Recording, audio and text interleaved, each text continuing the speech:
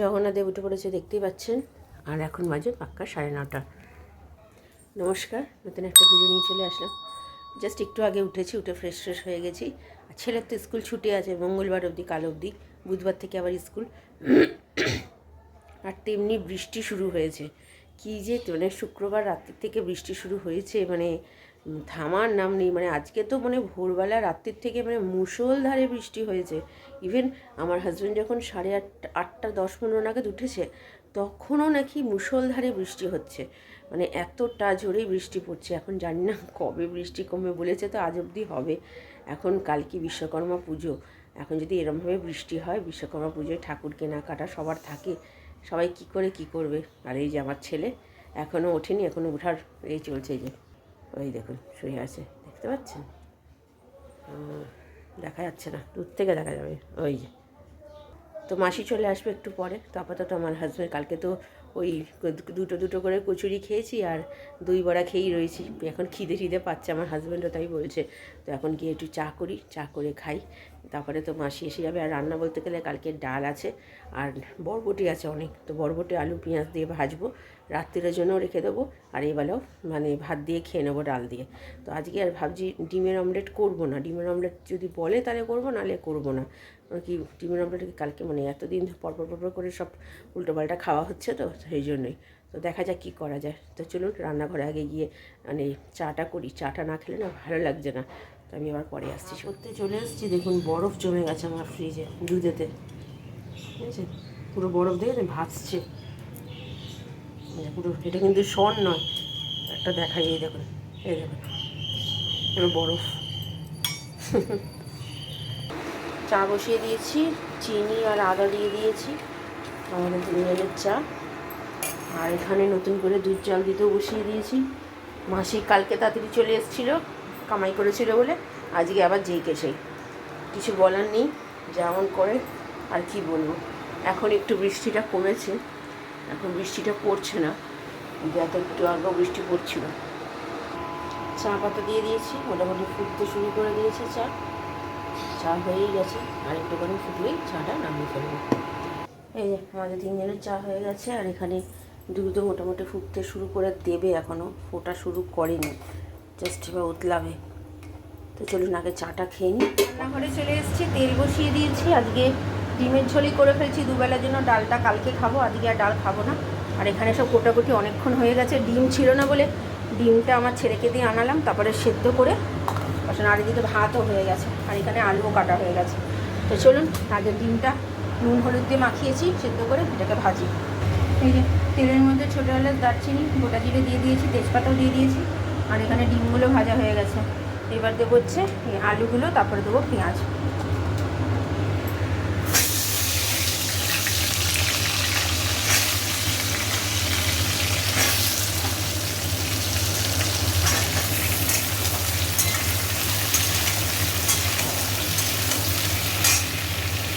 এই যে পেঁয়াজ দিয়ে দিয়েছি, আলুগুলো একটু ভাজা হয়েছে। এবার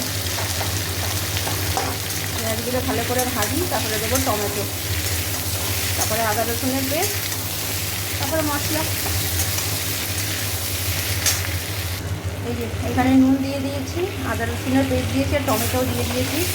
তো আর এদিকে আমার ছেলের স্নানও হয়ে গেছে, ছেলের স্যার ঢুকবে। এই যে হয়ে গেছে স্নান। তো চলুন এটাকে কষাই। মশলা দিয়ে দিয়েছি এখানে হলুদ গুঁড়ো, লঙ্কার গুঁড়ো, জিরে গুঁড়ো, ধনে গুঁড়ো, নুন তো আগে দিয়েছি, মিষ্টিও দিয়ে দিয়েছি। এবার এটা ভালো করে কষাবো, নিয়ে ডিমটাও একটু পরে দেবো, একসাথে কষিয়ে তারপরে জল দেবো। এটা ভালো করে চলুন কষিয়ে নিই আগে। এই যে তেল মোটামুটি ছাড়তে শুরু করে দিয়েছে, এবার জল দিয়ে দেবো পরিমাণ মতো। দুবেলার তো একটু জলটা দেবো, সকালবেলা ভাত খাবো দুটো, আর রাত্রিবেলা তো রুটি খাবো। এই যে আমার এটা হচ্ছে রাত্রিবেলার জন্য, আর এটা এবেলার জন্য। তো চলুন তাহলে আমি পরে। আজকের দুবেলার খাবার আমার হাজব্যান্ডকে খেতে দেবো, ছেলেকে খাইয়ে দিয়েছি একটু আগে। স্যার এসে গেছে, পড়তে বসে গেছে, স্যার একটু দেরি করে এসছে বলে খাইয়ে দিয়েছি। এই যে ডিমের ঝোলটা কালারটা ঠিক এরকম দেখতে হয়েছে, খেতেও হেভি টেস্ট হয়েছে। ছেলের থেকে একটুখানি আমি টেস্ট করে দেখেছি, খুবই ভালো হয়েছে। তো চলুন সে আমার হাজব্যান্ডকে খেতে দিয়ে দিই। আমি তো পরে খাবো, আমার এখনও স্নান হয়নি, জাস্ট এইগুলো সব পরিষ্কার করেছি, আমি আবার পরে আসবো। কী করছিস তুই? কেমন হয়েছে ডিমের ঝোলটা? ভালো লেগেছে? এদিকে তাকা, স্যারের কাছে পড়া পেরেছিস? কালকে কি করবি? কালকে ছুটি নিবি না কালকে পড়াশোনা করবি বিশ্বকর্মা পুজোয়? সকালবেলাটা পড়ে নিস তাহলে। না বাবা, সকালবেলাটা পড়ে না বাবা, সামনে আবার দুর্গা পুজোয় কতদিন ছুটি বলো? কি এগুলো? ও সব লেখা লেখি কি সব। চল এবার আমি খেয়ে নিই, 2:15 মানে বেজে 20 বাজে। আমার স্নান হয়ে গেছে, আমার হাজব্যান্ড তো বেরিয়ে গেছে তাও অনেকক্ষণ, ছেলেরও পড়া হয়ে গেছে, এবার আমি খেয়ে তারপর একটু শোবো। আফটারনুন খাওয়া দাওয়া সেরে নিয়েছি, খুব ভালো হয়েছে ডিমের ঝোলটা।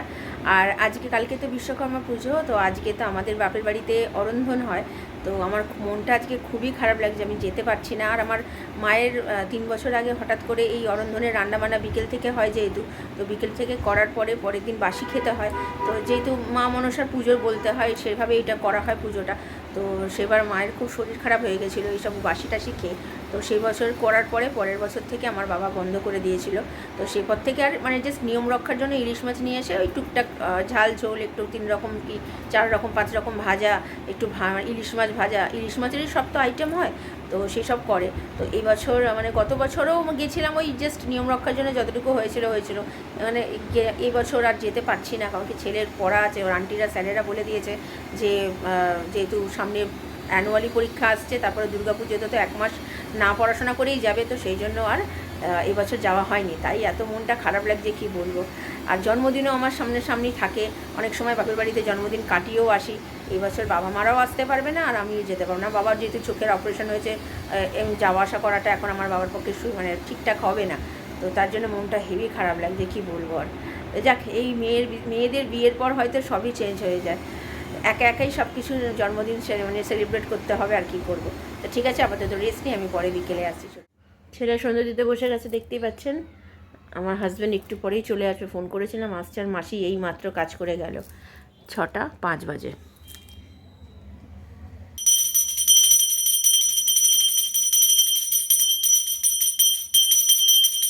যে আমার হাজব্যান্ড টাকা দিয়ে গেছিলো যে কিছু খেয়েছিস, আমরা অনেক খাইনি কিছু, তো ওই জন্য আমার ছেলেকে টাকা দিয়ে গেছিলো, সেই জন্য টাকা দিয়ে ওর জন্য একটা বেগুনি একটা চপ, আমাদের দুটো অনেক দিন এই সিঙ্গারা খাইনি, মিষ্টির দোকানে খুব ভালো করে, তাই জন্য আছে।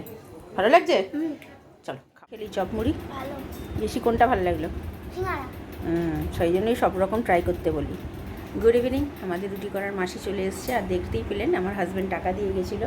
আজকে স্কুটি নিয়ে বেরোয়নি বলে এমনি হেলমেটটা নিয়ে যায়নি, তো হেলমেটটা চাওয়ার সময় ও গেছিলো দিতে, তখন 20 টাকা দিয়ে বললো তোরা কিছু খেয়ে নে, তো সেই জন্য আমি আর মুড়ি খাইনি, ওকে মুড়ি দিয়েছি, আর আমি এমনি শুধু সিঙ্গারা খেয়েছি। সিঙ্গারাটা খুব ভালো করে। আর রাত্রির জন্য খাবার তো ডিমের কারি রয়েছে জানেন, তো সেটাই রেখে দিয়েছি, সেটাই খাবো। আর কালকে সকালের জন্য ডালটা, যে আজকে আর সকালের ডালটা বের করিনি দুপুরে, কালকে ডাল আর ভাজা কিছু করে নেবো, খেয়ে নেবো। আর কালকে আমার হাজব্যান্ড বলছে বিশ্বকর্মা পুজো রাত্রিরে একটু বিরিয়ানি খাওয়াবে, তো সেই জন্য একবেলা রান্না, তো তার জন্য ডালটা রয়েছে, শুধু একটা ভাজাভুজি কিছু করে নেবো তাহলেই হয়ে যাবে।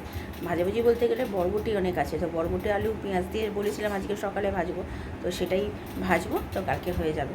তো ঠিক আছে, আপাতত ছেলের আন্টি আসবে, ছেলের আন্টি কালকে আসবে কি না জানি না, আসলেই জানতে পারবো। তো আপাতত এখন বসি, ছেলে পড়তে বসুক, আমি আবার পরে রাত্রিরে আসছি। আমার আর ছেলের এটা রাত্রিরের খাবার, আর এটা হচ্ছে আমার হাজব্যান্ডের। বেড়ে নিয়েছি 10:30 বাজে, তো চলুন খাওয়া দাওয়া সেরে নিই। আমার হাজব্যান্ড চলে এসছে, তো খাওয়া দাওয়া সেরে তারপরে আমি আবার পরে আসছি।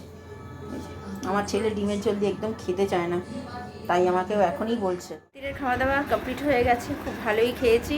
আমার হাজব্যান্ড আজকে একটু দেরি করেই এসছে, তো তার জন্য খেতেও দেরি হয়ে গেল। এখন বাজে 11:20, আর আমার ছেলে এখনও মোবাইল দেখছে, আমার মোবাইল, এবার শুয়ে পড়বে। আর কালকে ওর কোনো স্যার তো বাদ দিন, কালকে তো আসেই না। আর দুটো আন্টি আসার কথা, তারা দুজনেই আসবে না। আমি বিকেলবেলা আন্টিকে বলেছিল আসবে, কিন্তু আমি ছুটি দিলাম, বাচ্চা তো বুঝতেই পারছেন, ওর মন থাকবে না পড়ার, ওই ঘুড়ি ওড়ানোর একটা ব্যাপার তো থাকেই। তো যাই হোক, বিশ্বকর্মা পুজোটা যেন সবার ভালো কাটুক এটাই কামনা করি। আর অরন্ধন তো শেষ হয়ে গেলে আমাদের খুব মজা হতো, যখন ছোট ছিলাম, যত বছর আমাদের বাড়িতে হতো, খুবই মজা হতো। মনটা খুবই খারাপ, আগেও বলেছি, তো আর কি করা যাবে, এটাই জীবন।